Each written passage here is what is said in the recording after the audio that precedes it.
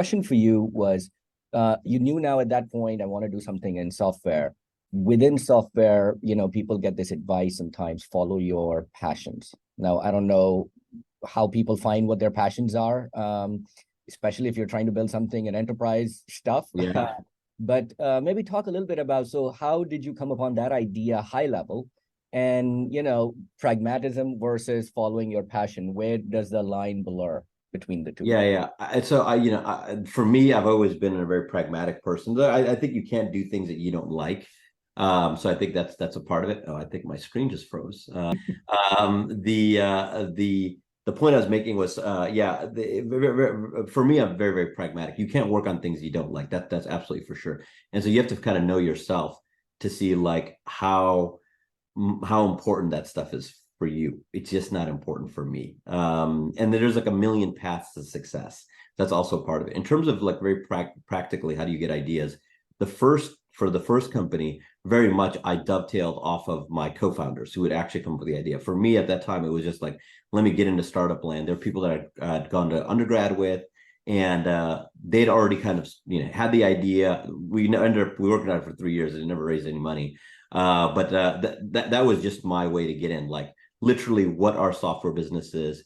What are what is venture capital? What is all those things? And I did that in my time at HBS. In terms of the second company, then I spent 2 years also at Sears Holdings. I'm gonna click my video and see if this is gonna improve my situation. There you go. Sorry, it was just frozen on the side. My second company was more, I would say, useful in terms of getting ideas. Was I worked in for 2 years for this guy named Eddie Lampert, who's a notorious figure in the hedge fund universe, in the sense of he buys large companies. It's like a private equity shop, really, more than a hedge fund manager. And he buys companies, rolls them up, and doesn't try to chop them down, tries to bring value out of them, but mostly retail. So Sears, Kmart, AutoZone, AutoNation, all of these stores he bought into this holding company, very much like a distressed Warren Buffett type of play, like distressed Berkshire Hathaway. And I was one of, I think, 5 people in our year that were hired. And I went there to Chicago to be close to my co-founders, my startup, and to make money. I had all this debt from HBS.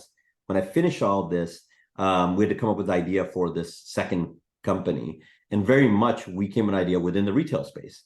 And there's a long meandering way of how we came with it, but I'll give you the short version, which is initially we thought Square had just come out with that dongle. And we thought, okay, there's a natural extension of Square, which is a point of sale system, because the iPad had just come out as well.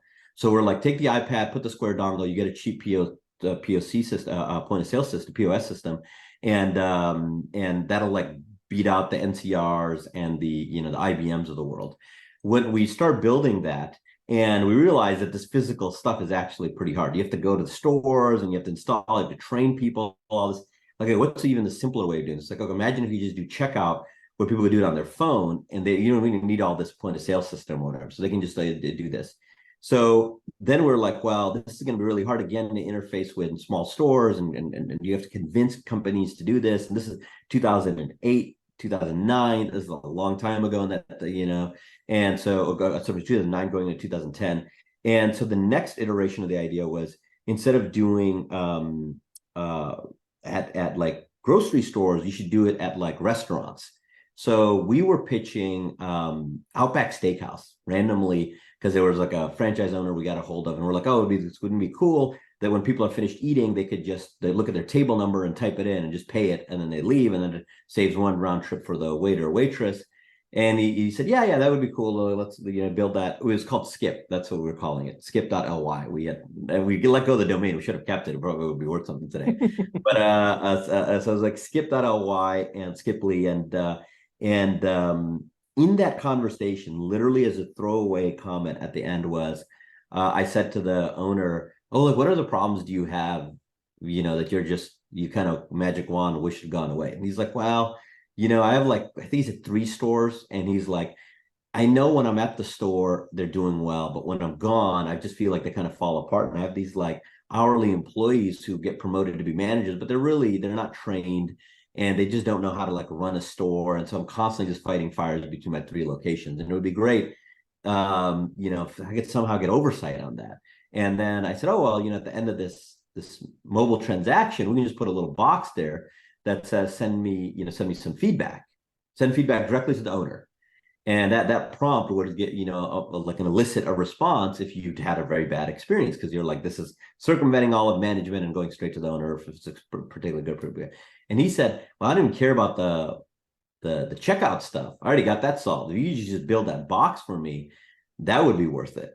And that was the original heart of what became TalkBin. And so, which was like a mobile feedback thing. And so we then ultimately expanded on that idea, pitched to YC, which was like, hey, every square inch of the planet has an owner behind it. You want to be able to message them when you get to an airport. You don't know who to talk to. You should just open up your phone and message the airport, and then you couldn't build that product before because it's the the intersection of new mobile technology, messaging, which is starting to take off, and new consumer behaviors. And so it's like, that's how you have to think about markets, is they have to be new, otherwise there's already existing competitors that are in the space. And so we built this stuff. My two co-founders were Michael and I worked with at Sears, and Sunny, who was a friend of a friend. And so both brilliant people. And we, applied to YC, we got in. We got hundreds of businesses in this area, downtown Palo Alto and downtown Mountain View and Los Altos, all the downtowns. We basically just went and sold ourselves. And in the process, some people from Google started using the product. And that was right when we were raising our seed round. And then they reached out and they basically said, we'd love to talk to you. And we read it as, these are angel investors. We almost didn't take the meeting. But then, Sunny was like, oh, let's just go do the meeting because it'll be rude, because Google is like 10 minutes from here. So we go there, this 30-minute meeting. We end up talking for like 3 hours because we just know a lot about what's happening in the retail space, because both Michael and I came from this retail fund, where we just seen all the problems these legacy retailers have. And we said, oh, all this stuff can be scaled up. Everything you build for the small business can be scaled up. And that literally we're walking in the parking lot, and the guy's Ben Ling. I don't know if you know Bilal Ben Ling. He runs a seed fund now at Lux Capital.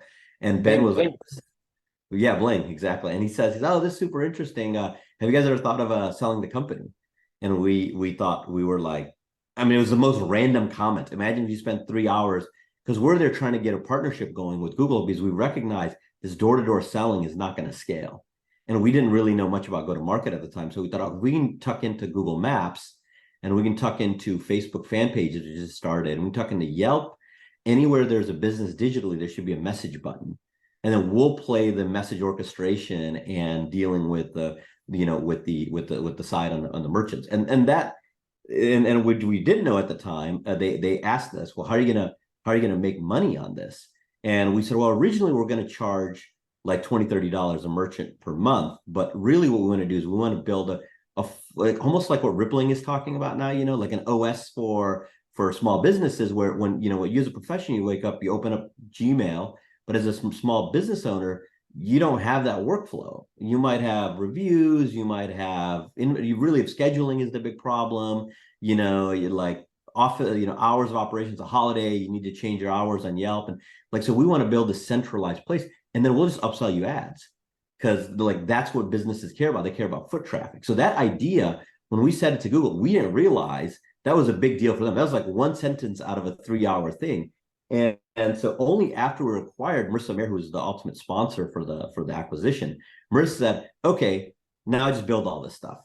And that's what we did for the next 3 years, is we took that seed of an idea and we built into what became Google My Business, which does billions in revenue today. But it is the interface for merchants to do all these other things and also buy ads. And you get this nice lead gen, because the merchants who are already engaged, because in that era, in 2010, 2012 era, there were merchants who were not technically savvy and merchants who were. And we were just like, we just have to abandon the non-technically savvy merchants. Those businesses are going to go away. And let's go for all the small businesses which know how to use Yelp, and they know how to use Google Maps and stuff like that. And we sell them ads. And so we built a pretty large business without a sales force, which is really a really fantastic thing. I remember when I was leaving, it was like the view was like, hey, we'll give you $50 million in marketing spend just to it was really became a real thing. So but that's the very detailed story of TalkBin, which I typically never talk about. Yeah.